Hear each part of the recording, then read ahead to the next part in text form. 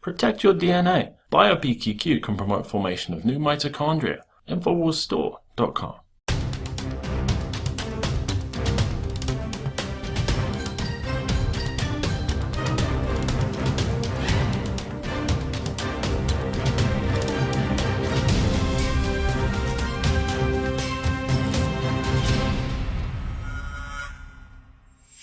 Welcome to the Infowars Nightly News. It is Friday, June 12th, 2015, and I'm Leanne McAdoo. Here is a look at tonight's top stories. Tonight, how a trade deal would affect us all. Then, what's your racial identity? And a top economist predicts a collapse after October. That's next on the Infowars Nightly News.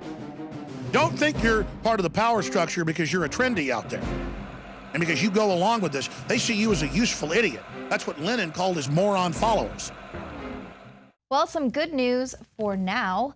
Fast Track Authority has failed in the House, and it was actually the Democrats that helped block the final passage of the Fast Track Authority. They rejected a displaced workers aid program that they are normally in support of. Now, Pelosi and Boehner engineered this deal in order to advance the trade framework to the floor. And it was under the agreement that Democrats could score a vote on something called trade adjustment assistance. So TAA was going to be a method to sort of cushion the blow for various workers and industries that are going to be damaged by reallocation to jobs going overseas. So obviously they know that's a big deal that's going to be happening. But Democrats actually blocked the TAA, knowing that if they did that, it would bring the TPA to a screeching halt. Now, if the TPA does pass, which it is scheduled to go up for a vote once again on Tuesday, with a lot of people, including Senator Jeff Sessions, saying it probably is going to pass. Well, now they don't have the bargaining power of the TAA. So there's no protections, no workers' protections that are going to be in place. So I'm hesitant to call this a victory just yet. Now, Nancy Pelosi had this to say. She says, our people would rather have a job than trade assistance. We have to slow down on the fast track bill.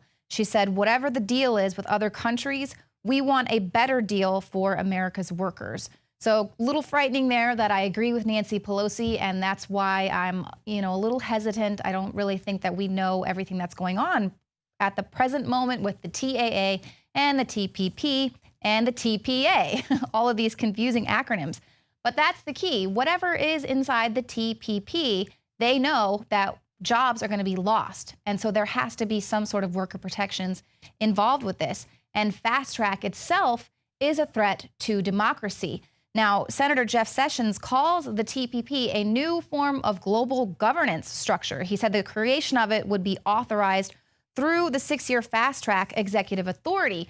Now, the key here that we keep telling everyone and bringing this up again and again and again, the key is that Fast Track is going to grant the next president the ability to make amendments to any of these trade agreements via executive order. So this Fast Track Authority is for the next 6 years. It will be like a living document. So why would anyone want to hand that power over to any president?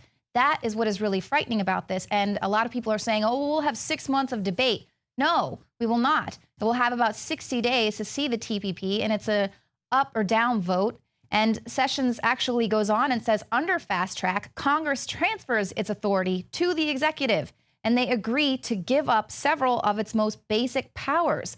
These concessions include the power to write legislation, the power to amend legislation, the power to fully consider legislation that's on the floor, and the power to keep debate open until Senate cloture is invoked. And of course, the constitutional requirement that treaties receive a 2/3 vote.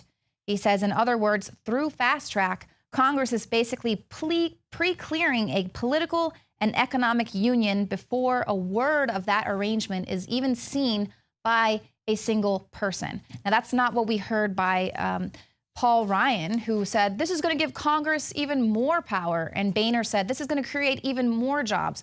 All of these things are lies. So there is a lot of confusion with what's going on. And I tend to agree here with Senator Sessions, who's basically saying that this TPP is going to create a new global governance structure. In rare form, President Obama raced over to the Capitol to plead with his own party to pass the 3 sections to be voted on in order to fast-track his secret globalist trade deal. A trade deal that Ways and Means Committee Chairman Paul Ryan arrogantly vomited, "It's declassified," and made public once it's agreed to, echoing the hubris of Nancy Pelosi's ramming of the middle-class life savings killer Obamacare, when she declared, "We have to pass the bill so that you can find out what's in it." But Pelosi turned the tables on her dear leader on Friday and instructed her party to ignore the president in order to slow the fast-track authority.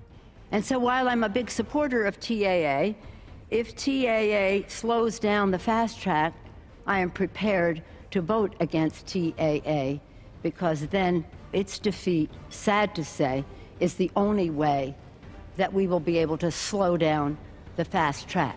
15-minute vote.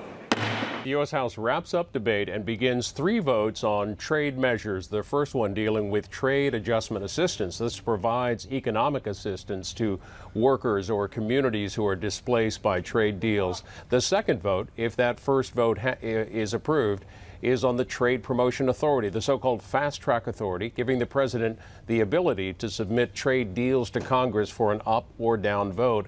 And the last bill, it deals with customs enforcement, a customs enforcement measure that also contains penalties for countries involved in trade deals that also manipulate their currency. But this first vote is essential. It's a 15-minute vote, because if this doesn't clear, it is likely that the second vote won't happen. At high noon on Friday, Texas time, Obama was handed his tuchus by his own party and the successful pressure waged on them by the labor unions. The final tally on the crushing defeat of the Trade Adjustment Assistance Bill was 302 nays to 126 yeas. A 3-to-1 margin of raging Democratic disapproval of their can-do-no-wrong Democratic president's policies. This is what a capitalist democracy, convulsing in its death throes as it attempts its metamorphosis into a corporatocracy, looks like. In order for the TPA, the fast-tracking amendment-free Trade Promotion Authority, to have any teeth, the TAA needed to pass. The self-touted progressive TAA, a program designed to help workers displaced by trade that Democrats had supported,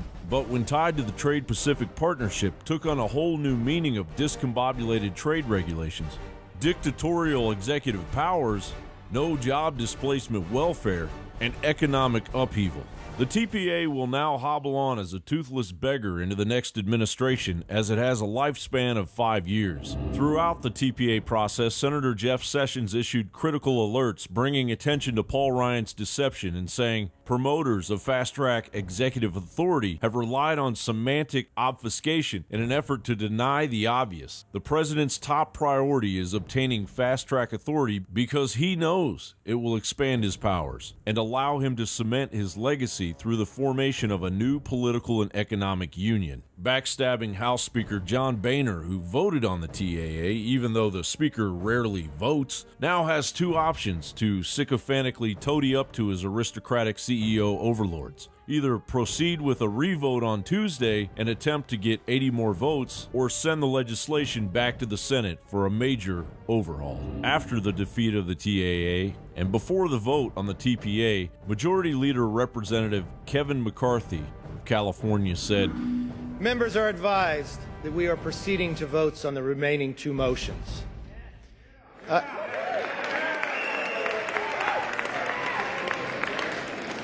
I would advise the members that the world is watching, and I encourage every member of the House to vote yes." I yield back. We're watching, all right, Mr. McCarthy. We're watching your political career, Paul Ryan's foolhardy ambition, Boehner's legacy of betrayal, and most of the GOP go down the toilet. Back in the lair of the Bilderberg pawn, Obama's White House haughtily dismissed today's defeat as a procedural snafu. John Bound for Infowars.com.